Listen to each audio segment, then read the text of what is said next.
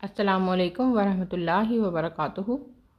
الحمدللہ سورۃ الحدید کی آیات جو ہیں وہ 15 مکمل ہو چکی ہیں، اور آج ہم آیت نمبر 16 پڑھیں گے اور سنیں گے بھی۔ تو چلیے شروع کرتے ہیں۔ اللہ تعالی ہمیں اس کو پورا سننے کی، سمجھنے کی اور اس پہ عمل کرنے کی توفیق دے، آمین۔ اعوذ باللہ من الشیطان الرجیم، بسم اللہ الرحمن الرحیم۔ سورۃ الحدید آیت نمبر 16۔ ترجمہ: کیا ابھی تک ایمان والوں کے لیے وقت نہیں آیا کہ ان کے دل ذکر الہی سے اور جو حق اتر چکا ہے اس سے نرم ہو جائے، اور ان کی طرح نہ ہو جائیں جنہیں ان سے پہلے کتاب دی گئی تھی؟ پھر جب ان پر ایک زمانہ دراز گزر گیا تو ان کے دل سخت ہو گئے، اور ان میں سے بہت سے لوگ فاسق ہیں۔ اس سے پہلے پچھلی آیات میں منافقین کا ذکر ہو رہا تھا، اب اہل ایمان کا ذکر ہے۔ ان سے سوال ہے، کیا ابھی وہ وقت نہیں آیا؟ اتنی صورت پڑھ کر، اللہ کا اتنا ذکر سن کر، اتنی عمر گزار کر، کیا ابھی بھی وہ وقت نہیں آیا کہ ان کے دل اللہ کا نام سنتے ہی جھک جائیں، دب جائیں اللہ کی خشیت سے؟ خشیت کا لفظ خشا سے نکلا ہے، اور خشیت قلبی سے مراد ہے دل کا عاجز ہو جانا، جھک جانا، اللہ کا کوئی حکم سنتے ہی فوراً مان جانا۔ تو کیا اہل ایمان پر وہ وقت ابھی تک نہیں آیا کہ ان کے دل اللہ کے ذکر اور اس حق کے سامنے جو اتر چکا ہے، یعنی قرآن حکیم، اس کے سامنے جھک جائیں، نرم پڑ جائیں؟ ایک بہت بڑے بزرگ تھے، حزیل بن الیاس۔ وہ ایک نیک بزرگ تھے، وہ نیک ماں باپ کی اولاد تھے، لیکن ماحول کے اثر کی وجہ سے ڈاکو بن گئے تھے۔ ایک دن انہوں نے ایک گھر میں سوراخ کیا ڈاکہ ڈالنے کے لیے، تو وہاں کوئی شخص قرآن پاک کی تلاوت کر رہا تھا، اور وہ یہی آیت پڑھ رہا تھا۔ جب انہوں نے یہ آیت سنی تو اسی وقت انہوں نے جواب دیا کہ اے اللہ، وہ وقت آ گیا۔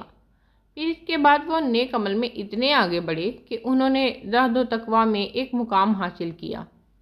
تو اگر ہم نے بھی یہ آیت پڑھی ہے، سنی ہے، سوچا ہے، ہمارا دل بھی نرم ہوا ہے، تو ہم نے کیا کرنا ہے؟ ہم نے بھی خود کو بہتر کرنا ہے، عمل میں آگے بڑھنا ہے، قرآن سے جڑنا ہے، روز روز جڑنا ہے، چاہے جتنی مرضی مصروفیت ہو، قرآن کے لیے لازمی وقت نکالنا ہے، ورنہ ہمارے دل سخت ہو جائیں گے۔ کیسے سخت؟ کہ ان پر کسی چیز کا اثر نہیں ہوگا، پھر چاہے ہم کوئی غلط کام کریں یا صحیح، ہمیں کوئی فرق محسوس نہیں ہوگا۔ آگے بیان ہوا ہے کہ ان لوگوں کی طرح نہ ہو جائیں جنہیں ان سے پہلے کتاب دی گئی تھی، یعنی یہود و نصارہ۔ انہیں کتاب دینے کے بعد جب ان پر لمبی مدت گزر گئی تو ان کے دل سخت ہو گئے، اور ان میں سے بہت سے لوگ فاسق تھے، یعنی نافرمان تھے، جو حکم دیے گئے تھے ان پر عمل نہیں کرتے تھے، جن سے منع کیا گیا تھا اس سے رکتے نہیں تھے، جہاں خرچ کرنے کا کہا گیا تھا وہاں ہاتھ روک لیتے تھے، اس لیے یہ کام ان کے دل کی سختی کا سبب بنے۔ اب ذرا ہم اپنی حالتوں کا جائزہ لیتے ہیں، ہمارے دلوں کی کیا حالت ہے۔ یہاں پہ یہ ایک پوسٹ مکمل ہو جاتی ہے، اور یہ 3 پوسٹ میں آیت مکمل ہوئی تھی، جو میں آج آپ کو ایک ہی ویڈیو میں اس کو مکمل کر کے دوں گی۔ تو چلیے اب دوسری پوسٹ پڑھتے ہیں۔ اب ذرا ہم اپنی حالتوں کا جائزہ لیتے ہیں کہ ہمارے دلوں کی کیا حالت ہے، ہم کہاں کہاں خود کو روکتے ہیں، کہاں کہاں عمل کرتے ہیں۔ کوئی ہمیں کچھ برا بلا کہہ دے تو کیا ہم اللہ کی رضا کے لیے چپ کرتے ہیں؟ کیا ہم اکیلے میں نماز میں واقعی عاجزی سے رب کی طرف متوجہ ہوتے ہیں؟ کیا تنہائی میں اللہ کو یاد کرتے ہوئے ہماری آنکھیں نم ہوتی ہیں؟ اگر ہاں تو ہمیں غور کرنا چاہیے، جب ہمیں یہ لذت والی کیفیت حاصل ہوئی تو اس سے پہلے یا اس دن ہم نے کیا اچھا کام کیا تھا؟ اور اگر نہیں ہوئی، اگر پورا دن یا پورا ہفتہ یہ کیفیت حاصل نہیں ہوئی تو اس کی کیا وجہ ہے؟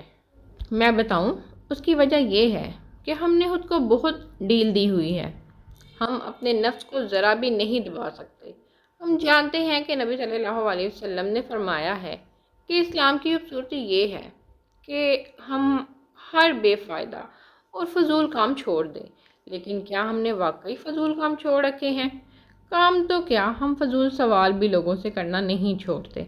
ہم ایسے سوال کرتے ہیں جن کا کوئی فائدہ، کوئی مقصد نہیں ہوتا۔ ہم گھنٹوں موبائل دیکھتے رہتے ہیں۔ کبھی یہ سوچا کریں جس وقت موبائل رکھیں کہ اتنی دیر موبائل استعمال کر کے مجھے کیا فائدہ حاصل ہوا۔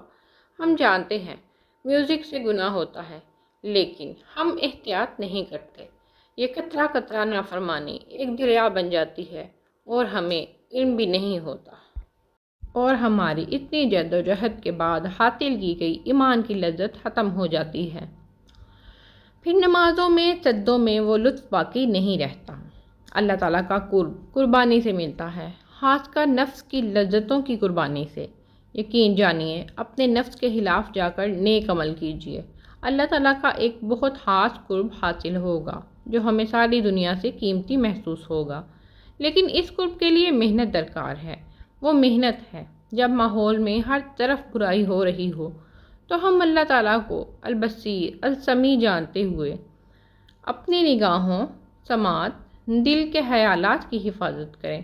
ہم اللہ اور رسول کی اطاعت کریں، نہ کہ لوگوں کی، جو کہتے ہیں کچھ نہیں ہوتا۔ اللہ معاف فرمانے والا ہے۔ بے شک اللہ تعالیٰ معاف فرمانے والے ہیں، لیکن اس کو جو بہت کوشش کرے، اللہ سے ڈرے، اور پھر اگر اس سے غلطی ہو جائے تو وہ شرمندہ ہو اور معافی طلب کریں، تو اللہ تعالیٰ معاف فرمانے والے ہیں۔ اسے نہیں جو جانتے بوجھتے غلط کام کرے۔ یہاں پہ دوسری پوسٹ بھی مکمل ہوئی، اب ہم تیسری پوسٹ جو ہے اس کو پڑھیں گے۔ تو اپنا اپنا جائزہ لیجئے اور یاد رکھیے، ہر عمل لکھا جا رہا ہے، ریکارڈ ہو رہا ہے۔ کوئی بھی عمل آپ کی نگاہ کی ایک حرکت کچھ بھی بے فائدہ اور فضول نہیں ہے۔ یہاں تک کہ ہم جس جگہ بیٹھے، جس جگہ رہے، دنیا میں جو عمر گزاری، ہمارے بعد جو ہماری پیروی کی گئی، وہ بھی لکھا جا رہا ہے۔ اس کا حساب ہمیں ہی دینا ہوگا۔ تو اپنی زندگی کا ایک ایک لمحہ بہت اہم جانیے، نیکی کیجیے، گناہ سے رکیے، اللہ تعالیٰ کا ذکر کیجیے۔ اللہ تعالیٰ ہمارے دلوں کو ایسی خشیت عطا فرمائے کہ ہم گناہوں سے رک جائیں، اور اللہ تعالیٰ اپنا ایسا قرب عطا فرمائے کہ ہم کبھی اس سے محروم نہ ہوں۔ آمین ثم آمین، جزاکم اللہ۔ تو یہاں پہ ہماری آیت مکمل ہو گئی ہے، اور انشاءاللہ اگلی ہماری ویڈیو جو ہے وہ سیرت حبیب صلی اللہ علیہ وسلم کی اگلی قسط ہوگی انشاءاللہ تعالیٰ۔ تو آپ لوگ جو ہیں ویڈیو کو لائک کیا کریں، شیئر کیا کریں، اور کمنٹ بھی ضرور کیا کریں، اور چینل پہ نئے ہیں تو چینل کو سبسکرائب کریں اور اسے اپنے لیے اور ہمارے لیے صدقہ جاریہ جو ہے بنائیں۔ اور ٹھیک ہے، پھر نیکسٹ ویڈیو میں ملتے ہیں۔ السلام علیکم ورحمۃ اللہ وبرکاتہ۔